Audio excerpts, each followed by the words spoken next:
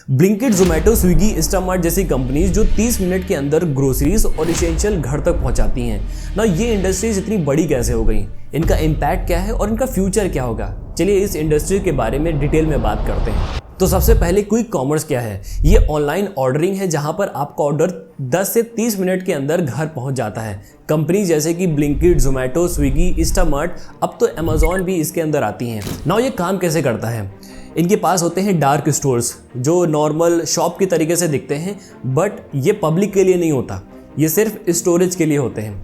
Order को manage करने के लिए एडवांस सॉफ्टवेयर और फास्ट डिलीवरी के लिए मोटर बाइक्स या ई स्कूटर होते हैं। बेसिकली एक हाई स्पीड सिस्टम है जो टाइम इफिशिएंट रूट पर वर्क करता है। क्विक कॉमर्स की शुरुआत होती है 2013 में जब ग्रोफर्स लॉन्च होता है। इसको लॉन्च करते हैं अलविंदर दिनसा और सौरभ कुमार। 2015 में ग्रोफर्स 90 मिनट में डिलीवरी कर रहा था और दिन के 30,000 ऑर्डर प्रोसेस कर रहा था। और उस टाइम पर इन्वेस्टर्स जैसे कि सॉफ्ट बैंक ने इसमें $120 बिलियन डाले थे। 2016 में कंपटीशन बढ़ता है और दर्जनों कंपनीज इस फील्ड में आती हैं। उसके बाद ग्रोफर्स ने इन्वेंट्री लेड मॉडल अपनाया। इसमें होता क्या है, तो बेसिकली एक कंपनी एक वेयर हाउस ओन करती है जिसमें सारी प्रोसेस हैंडल करती है जब तक कि ऑर्डर कस्टमर के पास नहीं पहुंच जाता।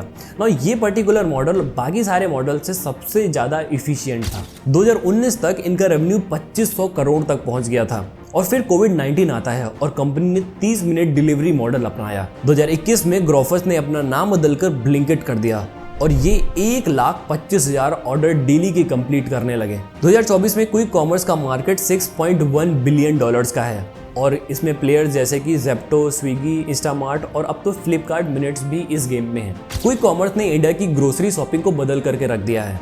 हर साल 20 मिलियन से ज़्यादा लोग क्विक कॉमर्स ऐप यूज़ करते हैं और इसमें ब्लिंकिट सबसे बड़ा प्लेयर है जिसके पास 40% मार्केट शेयर है। ब्लिंकिट 100 से ज़्यादा सिटीज़ में है और 16 मिलियन कस्टमर हर महीने इसका यूज़ करते हैं। ब्लिंकिट, जोमेटो, स्विगी, इंस्टामार्ट मिलकर डेली का $4.3 मिलियन हैंडल कर रहे हैं। लेकिन ये डिस्ट्रप्शन किराना स्टोर्स के लिए बहुत बुरा साबित हुआ। अराउंड 2 लाख किराना स्टोर्स अब बंद हो चुके हैं क्योंकि क्विक कॉमर्स कंपनीज के फास्ट डिलीवरी और लो प्राइस से कम्पीट करना बहुत ही ज़्यादा मुश्किल है। नाउ अब बात करते हैं चैलेंजेस की।